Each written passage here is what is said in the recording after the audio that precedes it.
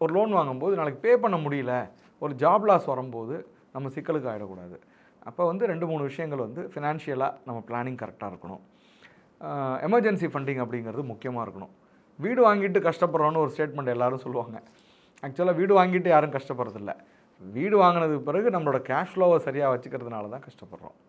So அதனால் cash flow is very important. சரி, இதில் வந்து மார்ஜின் மணி அப்படின்னு சொன்னோம். அதுதான் இந்த கேஷ் ஃப்ளோ. வேலைக்கு போன உடனேயே சம்பளம் சர்டிஃபிகேட் இருக்குது, பேங்க்கு போனால் நான் உடனே லோன் தரேன்னு சொல்லலாம்.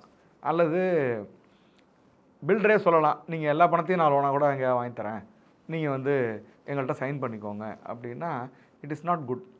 உங்களோட மார்ஜின் மணி 5 லட்ச ரூபா, தட் இஸ் 20%, 25%. இன்னும் கேட்டால் 30% இருந்தால் கூட பெட்டர். ஏன்னா 30% தான் உங்களை வீட்டுக்குள்ளே நிம்மதியாக வச்சுருக்கோம்.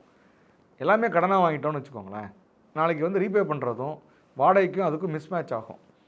அப்போ நமக்கு என்ன ஆகும், ஒரு ப்ரெஷர் வரும்.